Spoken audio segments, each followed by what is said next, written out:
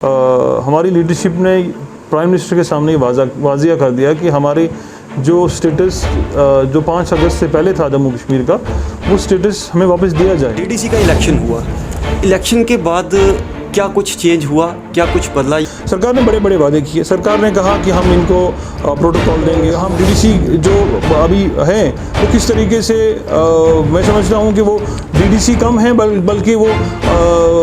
एक media person ज़्यादा बने हैं, क्योंकि जो एक मीडिया पर्सन का काम होता है वो उस तरीके से वो डील कर रहे हैं, क्योंकि उनके पास तो मुझे ये लगता है कि total failure, it is a total failure from last 1.5 year कि हम सरकार के आदमी, वो किस तरीके से सरकार के आदमी है। ना ही यहाँ महेंद्र के अंदर तो बीजेपी का कोई, मैं समझता हूँ बीजेपी की तरफ से तो कोई डीडीसी का मेंबर नहीं है, क्योंकि कोई या तो कोई कांग्रेस का है या तो कोई इंडिपेंडेंट है। तो उन लोगों को ये कहना कि हम सरकार का हिस्सा हैं वो शोभा नहीं देता, कि जम्मू की पहचान जो है वो कश्मीर से है, कश्मीर की पहचान जम्मू से है। हम जम्मू कश्मीर को अलग नहीं कर सकते। जिस तरीके से गवर्नमेंट ऑफ इंडिया ने 5 अगस्त को लद्दाख को अलग कर दिया, क्योंकि कभी स्टेट को यूटी बनते हुए नहीं देखा। हाँ, यूटी स्टेट्स ज़रूर बनी हैं, बट स्टेट कभी कोई यूटी नहीं बनी है। मैं मानता हूँ, और आपको भी इस बात का इल्म होगा कि जम्मू में कुछ बैठे हुए लोग जो अपनी रोटी सेकने के लिए, अपना सिक्का चलाने के लिए वो उन्होंने ये डिमांड रखी है जो फजूल। 2011 के सेंसस से बात करूँ तो 2011 के सेंसस के हिसाब से हमारी पॉपुलेशन जो है वो कोई करीब 11 लाख की है। जब सरकार ने, गवर्नमेंट ऑफ इंडिया ने 2019 में लद्दाख को डिवीज़न का स्टेटस दिया, जब पहले लद्दाख जम्मू कश्मीर के साथ हुआ करता था, 2.5-3 लाख की पॉपुलेशन को अब अलग से डिवीज़न का स्टेटस दे सकते हैं, तो फिर पंजाल रेंज को क्यों नहीं, जहाँ 11 लाख की पॉपुलेशन है। क्योंकि अगर डिवीज़न कैडर की जब पोस्ट निकलेंगी तो हमें जम्मू के साथ फाइट नहीं करना होगा। अगर हमारा डिवीज़न अलग होगा तो हमें कश्मीर से के साथ भी फाइट नहीं करना होगा। तो उसी लिए अब इलाके को बेहतर करने के लिए मैं समझता हूँ इस वक्त की जो पुकार है वो ये कहती है कि पीर पंजाल को अलग से प्रोविंशियल स्टेटस दिया जाए। इलाका तो पाकिस्तान के पास है, जो पीओके के पास है। तो पूंछ एक ज़माने में अलग स्टेट हुआ करती थी, वो राजौरी पूंछ का इलाका मिला के, और जो कुछ इलाका इस वक्त पीओके के पास है, एक फुल फ्लैश स्टेट हुआ करती थी। तो वो आज वो 2 डिस्ट्रिक्ट्स में जो है वो बढ़ गई है। उनके लिए मेरा मैसेज रहा है कि इंशाअल्लाह ताला सवेरा ज़रूर होगा, जल्द सवेरा आएगा, और आपकी जो उम्मीदें हैं उनको हम पूरा करेंगे और इस इलाके को आगे लेके बढ़ेंगे। आदाब दोस्तों, आप देख रहे हैं मेंढर न्यूज़ डायरी और मैं हूं आपके साथ राही कपूर। और जिस तरह से हमारी एक कोशिश है कि जितने भी पॉलिटिकल पर्सनैलिटीज़ हैं, खिता पीर पंचाल हो या हमारे स्पेशली मेंढर की बात करेंगे, तो उनसे जो है कुछ आपके सवाल रखे जाएं, या किस तरीके का इस समय जो माहौल है जम्मू कश्मीर यूटी के अंदर चल रहा है, और पॉलिटिकली एंगल से जो है वो किस तरीके से, किस नज़रिए से जो है वो देखते हैं। इन सब पर बात करने के लिए आज मेरे साथ जो है वो मौजूद हैं एडवोकेट ज़ीशान जावेद राना, जो कि यूथ लीडर हैं नेशनल कॉन्फ्रेंस से, और इनसे आज हम बात करेंगे कि किस तरीके का जो इस समय माहौल है, जो पॉलिटिकली जो हलचल जो है वो काफ़ी गरमाई हुई है, जिस तरीके से आप रोज़ाना जो है वो न्यूज़ में देखते हैं, और इन सब पर जो है वो हम चर्चा करेंगे। ज़ीशान साहब, आपका बहुत बहुत स्वागत है, और सबसे पहले आपको ईद मुबारक हो, क्योंकि ईद का पावन पर्व जो है भी, और आपके इस चैनल के माध्यम से मैं तमाम अपने लोगों को, अपने ख़ासकर डिस्ट्रिक्ट पुंछ की आवाम को ईद मुबारक कहना चाहता हूँ, और दुआ करता हूँ कि ये ईद का त्यौहार जो है हम सब के लिए खुशियाँ लेके आए, ढेर सी खुशियाँ लेके आए, क्योंकि जिस तरीके का माहौल है जम्मू कश्मीर के अंदर, तो मेरी ये दुआ है कि ये ईद हम सब के लिए खुशियों वाली ईद हो। तो ज़ीशान साहब, इस समय अगर सबसे पहले शुरुआती तौर पे इस समय अगर पॉलिटिकली अगर बात करें हम, सियासी तौर पे तो काफ़ी गर्माहट देखने को मिल रही है। जब से मतलब कि जम्मू कश्मीर के जितने भी पॉलिटिकल नेता हैं, प्रधानमंत्री के साथ जो उनकी एक बैठक की गई, उसके बाद काफ़ी अटकलें भी लग रही हैं और काफ़ी ज़्यादा जो है वो गर्माहट। तो क्या नेशनल कॉन्फ्रेंस किस नज़रिए से देखती है? देखिए, नेशनल कॉन्फ्रेंस का स्टैंड पहले से क्लियर है, और आज भी नेशनल कॉन्फ्रेंस उसी स्टैंड पर है कि हमारी लीडरशिप ने प्राइम मिनिस्टर के सामने वाजिया कर दिया कि हमारी जो स्टेटस जो 5 अगस्त से पहले था जम्मू कश्मीर का, वो स्टेटस हमें वापस दिया जाए। और उसी को लेके, क्योंकि हम एक पॉलिटिकल पार्टी हैं और हम डेमोक्रेसी में बिलीव करते हैं, और हमने हमेशा से ये कहा है कि वार्तालाप जो है कभी ख़त्म नहीं होनी चाहिए। उसी को लेके हमारी लीडरशिप जो है वो प्राइम मिनिस्टर से उन्होंने मुलाकात की, और बड़े अच्छे माहौल में उन्होंने प्राइम मिनिस्टर साहब के सामने अपनी बातें रखी, अपने जम्मू कश्मीर की जो परेशानियां हैं लोगों की, और जिस तरीके से 2019 के बाद, 5 अगस्त के बाद जो जम्मू कश्मीर ने फेस किया है, वो सारी बातें प्राइम मिनिस्टर के सामने रखी। और उसमें कुछ हमारा जो हमें सबसे बड़ी जो चीज़ क्योंकि जिस प्राइम मिनिस्टर साहब ने उस वक्त डीलिमिटेशन की भी बात की कि डीलिमिटेशन कमीशन आ रहा है, तो हमारी लीडरशिप ने ये कहा क्योंकि पूरे मुल्क में 2026 में डीलिमिटेशन होना है, क्योंकि पार्लियामेंट ने 2001 में फ्रीज़ किया था कि 2026 से पहले कहीं डीलिमिटेशन नहीं होगी। वैसे ही जम्मू कश्मीर की असेंबली ने भी 2002 में फ्रीज़ कर दिया था कि 2026 से पहले डीलिमिटेशन जम्मू कश्मीर में नहीं होगी। हालांकि फिर अब उन्होंने प्राइम मिनिस्टर साहब की तरफ से जो जवाब आया उसमें उन्होंने कहा क्योंकि यहाँ पे नई जो है कॉन्स्टिट्यूंसीज़ आ रही हैं उसके लिए डीलिमिटेशन करना ज़रूरी है, और हम नहीं समझते कि अभी ज़रूरी था। नई कॉन्स्टिट्यूंसीज़ तो आपने बनाई क्योंकि स्टेट को बाइफर्केट कर दिया, लद्दाख को अलग कर दिया, और इस वक्त इस हालात में डीलिमिटेशन होना, जब पूरे मुल्क में 2026 में डीलिमिटेशन होना है, मैं समझता हूँ और मेरी पार्टी ये समझती है कि इस वक्त डीलिमिटेशन की ज़रूरत नहीं थी। अब जब डीलिमिटेशन कमीशन आई हम यहाँ पे, तो हमारी पार्टी की तरफ से जम्मू प्रोविंस में भी और कश्मीर प्रोविंस में भी हमारी पार्टी की लीडरशिप ने जो टीम बनाई, जिन्होंने डीलिमिटेशन कमीशन के सामने अपनी बातें रखी, वो पब्लिक डोमेन में है, वो किसी से कुछ छुपा नहीं है, हमारा स्टैंड क्लियर है। तो ज़ीशान साहब, ये तो इस पर तो मतलब नेशनल कॉन्फ्रेंस का स्टैंड है। एक बार अपने इलाके की तरफ आऊँगा, जैसे पीर पंचाल की बात करेंगे या स्पेशली मेंढर की बात करेंगे, तो डीडीसी का इलेक्शन हुआ। इलेक्शन के बाद क्या कुछ चेंज हुआ, क्या कुछ बदला, या वो जो कमिटमेंट थी सरकार की तरफ से, या वो जो मतलब बातें कही गई थी, तो आज मैंने देखा कि डीडीसी खुद जो है सोशल मीडिया पे आके जो है अपना रोना जो है वो रो रहे हैं, अपने दर्द बयां कर रहे हैं कि हमारी कोई सुनवाई नहीं है, कोई पूछने वाला नहीं है। तो इसको आप किस नज़रिए से, किस एंगल से देखते हैं? देखिए, ये सबसे पहले जब उन्होंने बीडीसी के इलेक्शन करवाए, उसके बाद डीडीसी के इलेक्शन करवाए। बीडीसी के इलेक्शन 2019 में करवाए, अक्टूबर नवंबर में, और एक साल के बाद उन्होंने डीडीसी के इलेक्शन करवाए। सरकार ने ये देख लिया था कि ये लोग जो है, क्योंकि सरकार ये सिर्फ लोगों के सामने ये दिखाना चाहती है कि हम पॉलिटिकल प्रोसेस में बिलीव करते हैं, मगर मुझे लगता है कि सरकार की तरफ से जो पॉलिसी है सरकार की, वो चाहती है कहीं ना कहीं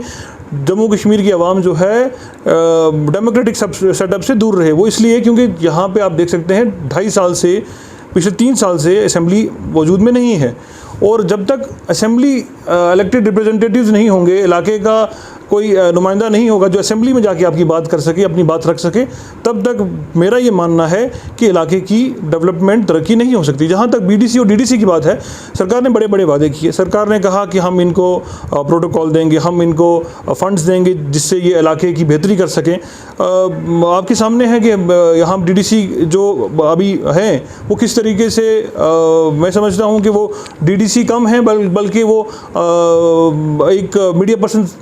ज़्यादा बने हैं, क्योंकि जो एक मीडिया पर्सन का काम होता है वो उस तरीके से वो डील कर रहे हैं, क्योंकि उनके पास अभी पावर है, वो काम कर सकते हैं लोगों का। अगर सरकार ने उनको कुछ दिया है, जिस सरकार ने शायद पर कॉन्स्टिट्यूंसी मुझे लगता है 70-80 लाख रुपए पर डीडीसी के पास है, तो उनको उस इलाके की परेशानी जो वो देख रहे हैं कि जो आवाम फेस कर रही है, उसको उनको कोशिश ये करनी चाहिए कि उसको हल करे, ना कि सरकार के सामने जो है वो अपना रोना रोए। तो मेरे सामने ये कुछ बात, अब क्योंकि यहाँ कुछ लोग हैं जो काम करना चाहते हैं, तो सरकार उनको अगर आगे लेके बढ़ेगी तो इलाके की बेहतरी के लिए अच्छा होगा, मगर उसके लिए आपके अंदर खुद एक विल पावर होनी चाहिए कि आप वाकई लोगों का काम करना चाहते हैं, तो वो बिल्कुल हो सकता है। एक चीज़ और मैं आपसे पूछूंगा कि जैसे मतलब कि आपका भी रेगुलर राउंड्स जो है वो अपने कंस्टिट्यूंसी में यानी मेंढर एरिया में जो है आप सब जगह विजिट करते हो, तो इलेक्शन से पहले और इलेक्शन के बाद जो लोगों को एक उम्मीद की किरण थी कि बड़ा बढ़ चढ़ के लोगों ने जो है इसमें पार्टिसिपेट किया इस इलेक्शन में, और लोगों की काफ़ी उम्मीद थी कि शायद जो है हमारी सुनवाई या हम लोगों को सुना जाएगा, या हमारे जो इलाके पिछड़े हुए हैं कुछ ना कुछ जो है उसको फोकस जो है वो किया जाएगा। तो ग्राउंड पे हमने भी काफ़ी रिपोर्ट्स की हैं, तो आपका क्या एक्सपीरियंस है ग्राउंड में, उसके बाद मतलब क्या दिख रहा है अभी, मतलब अब क्या कहेंगे? I think nothing has changed in the past 1.5 years। जब से डीडीसी है, जब से डीडीसी है, लोगों ने बहुत सारी उम्मीदें जो है इस इलेक्शन से लगाई, और क्योंकि मैंने खुद इलेक्शन कॉन्टेस्ट किया, और मैंने कोशिश की कि मैं हर जगह, हर घर तक पहुंचूं, और जो उम्मीदें थी लोगों की, वो लगता उन 6 महीनों के अंदर मुझे लगता है उनमें लोगों को बहुत मुझे लगता है उनके साथ धोखा हुआ है, क्योंकि जिस तरीके के वादे किए सरकार की तरफ से कि हम इस इंस्टीट्यूशन को मजबूत कर देंगे, हम इनको प्रोटोकॉल दे देंगे, हम इनको पावर्स दे देंगे। आज ये है कि डीडीसी की कोई सुनता नहीं है।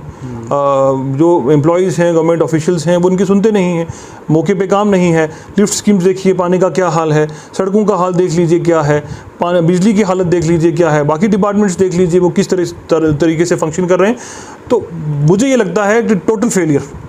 It is a total failure from last 1.5 year. कोई काम नहीं हो रहा है ग्राउंड पे, कोई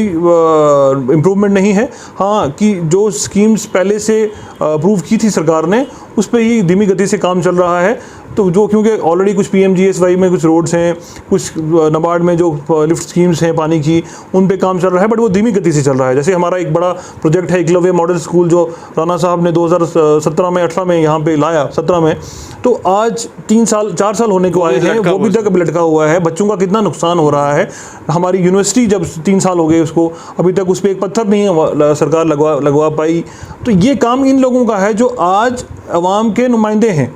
इन लोगों का ये काम है कि आप इन इलाके की तरक्की के लिए, बेहतरी के लिए, अवाम के लिए आप आवाज़ उठाएं, ना कि आप जो है सरकार के एजेंट बन जाएं। क्योंकि मैंने खुद देखा है कुछ लोगों को ये कहते हुए कि हम सरकार के आदमी, वो किस तरीके से सरकार के आदमी है। ना ही आप यहाँ मेंढर के अंदर तो बीजेपी का कोई, मैं समझता हूँ बीजेपी की तरफ से तो कोई डीडीसी का मेंबर नहीं है, क्योंकि कोई या तो कोई कांग्रेस का है या तो कोई इंडिपेंडेंट है। तो उन लोगों को ये कहना कि हम सरकार का हिस्सा हैं, वो शोभा नहीं देता। वो क्योंकि वैसे भी इस वक्त गवर्नर रूल है, बट हम समझ लेते हैं कि गवर्नर साहब जो हैं बीजेपी से मुंसलिक थे, तो कहीं ना कहीं बीजेपी का एक इन्फ्लुएंस रहता है। मगर ऐसा नहीं है, इनको लोगों का काम करना चाहिए, बढ़ चढ़ के आवाज़ उठानी चाहिए, लोगों की परेशानियों को कोशिश करनी चाहिए अपनी तरफ से। जो इख्तियार सरकार की तरफ से जो उनका ये इंस्टीट्यूशन जो एक्ट जो इनको इख्तियार देता है, उसके अंदर रहते हुए ये लोगों का काम करें, आगे बढ़ें, सरकार से डिमांड करें कि लोगों की परेशानियों को दूर करें। ज़ीशान साहब, आप जम्मू की तरफ बढ़ते हैं। जम्मू से एक आवाज़ जो है वो काफ़ी ज़ोरों शोरों से जो है वो उठ रही है कि जम्मू को अलग जो है वो राज्य का यानी स्टेट का दर्जा मिलना चाहिए। तो ये काफ़ी अटकलें भी लगाई जा रही हैं, काफ़ी पॉलिटिकली जैसे काफ़ी ज़्यादा उनकी तरफ से कमेंट भी आ रहे हैं, और भी लोग जो हैं वो इस चीज़ को लेके एक सोशल मीडिया पे ट्रेंड चल रहा है कि जम्मू को स्टेट का जो है वो दर्जा देना चाहिए, जम्मू को अलग करना चाहिए। तो नेशनल कॉन्फ्रेंस क्या इससे सहमत है कि अगर जम्मू को ये स्टेट का दर्जा अगर मिलता है तो क्या आप क्या कहें? देखिए राही भाई, मैं हमारी 2 दिन पहले पार्टी ऑफिस में मेंढर में इसी सब्जेक्ट पे हमारी मीटिंग थी और काफ़ी चर्चा हुई इस मुद्दे पे भी, और एक रेजोल्यूशन भी हमने पास किया, और जिसमें हमने सिरे से नकार दिया इस बात को कि जम्मू की पहचान जो है वो कश्मीर से है, कश्मीर की पहचान जम्मू से है। हम जम्मू कश्मीर को अलग नहीं कर सकते। जिस तरीके से गवर्नमेंट ऑफ इंडिया ने 5 अगस्त को लद्दाख को अलग कर दिया, क्योंकि हम मानते हैं कि लद्दाख भी जम्मू कश्मीर का हिस्सा है। ये एक फुल फ्लैज स्टेट हुआ करती थी, और हमने आज तक ये अपनी 70 साल की हिस्ट्री में हमने कभी स्टेट को यूटी बनते हुए नहीं देखा। हाँ, यूटी स्टेट्स ज़रूर बनी हैं, बट स्टेट कभी कोई यूटी नहीं बनी है। जम्मू कश्मीर को तोड़ के, लद्दाख को अलग करके जम्मू कश्मीर को इन्होंने यूटी बना दिया। अब बात चल रही है कि जम्मू को अलग स्टेट बनाएंगे, तो वही तो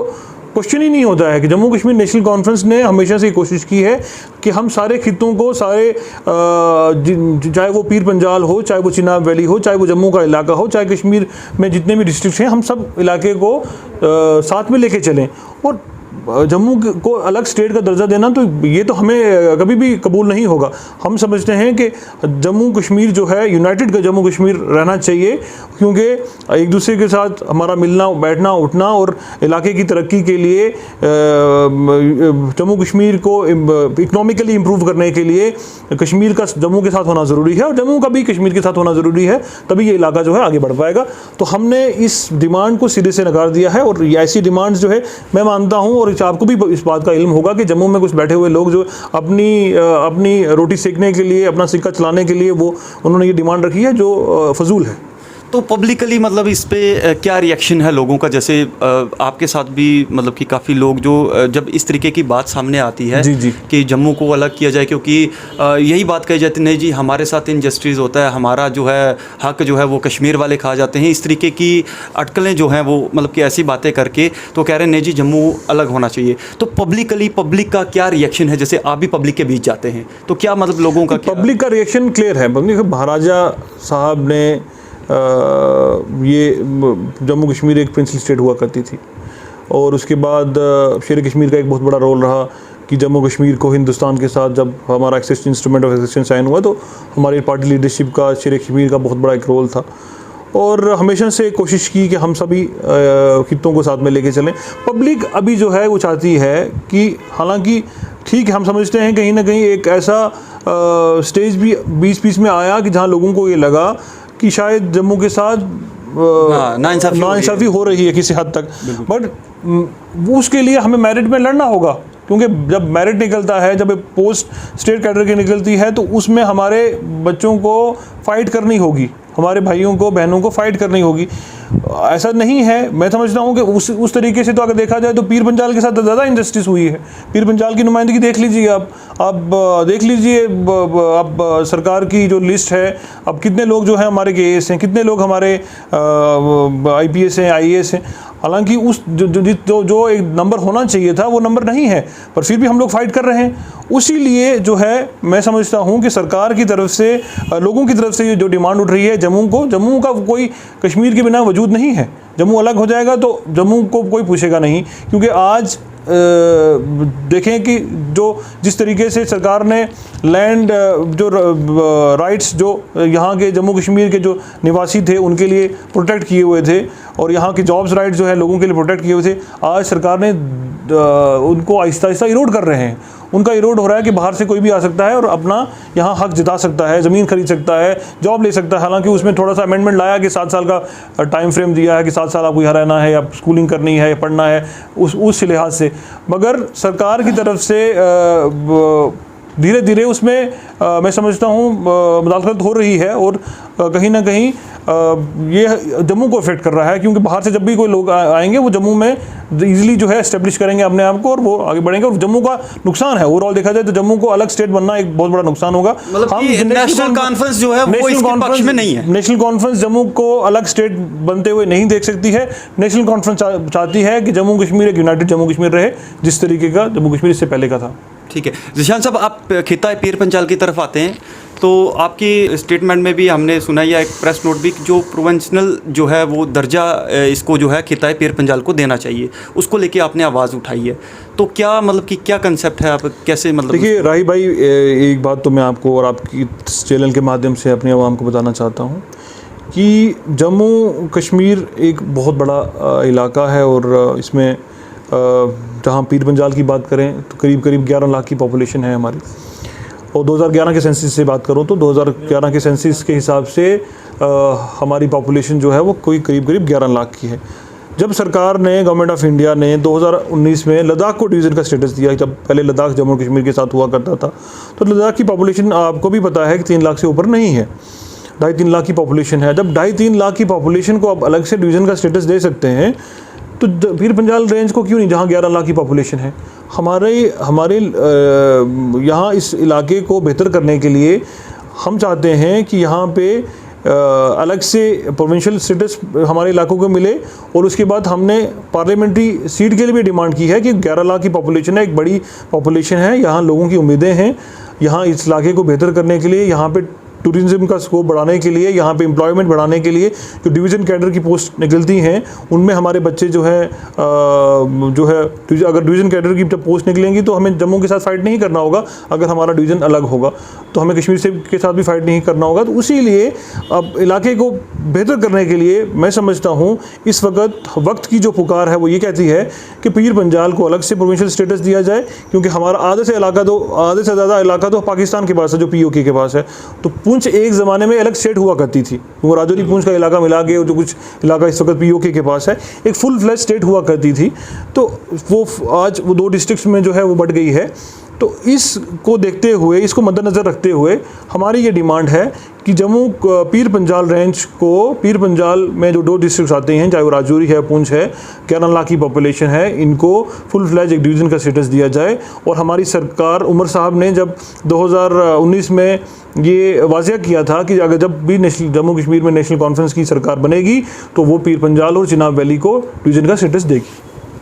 अब आखिर में जो है एक और सवाल रहेगा ज़ीशान साहब की, क्योंकि इलाके को बेहतर करना है, यहाँ टूरिज़्म आप देख लीजिए कितना स्कोप है टूरिज़्म का, क्योंकि उस लिहाज से यहाँ डेवलपमेंट तो नहीं हुई है जिस लिहाज से यहाँ डेवलपमेंट होनी चाहिए थी। वैसी नज़र भी गवर्नमेंट ऑफ इंडिया की या गवर्नमेंट जो जितनी भी रही हैं सरकार में, उस तरीके की तवज्जो हमारे इलाके को नहीं मिल सकी है। उसको हम आगे बढ़ाने के लिए सबसे बेहतर ऑप्शन यही रहेगा इस वक्त कि हम सब मिल के, और मैं यहाँ आपके चैनल के माध्यम से तमाम लोगों को, जितने भी लोग डिफरेंट पॉलिटिकल पार्टीज़ में हैं, कि हम सब इस मसले को लेके एक स्टेज पे आ जाएं, एक प्लेटफॉर्म पे आ जाएं और इसके लिए फ़ाइट करें। ये हमारे नौजवान नस्लों का, आने वाली जनरेशन का मसला है, उनके हक़ के लिए बात करेंगे। जो नौजवान हमारे बेरोज़गार हैं उनकी हक़ की बात करेंगे, इलाके की बेहतरी के लिए बात करेंगे। इलाके का जो है जब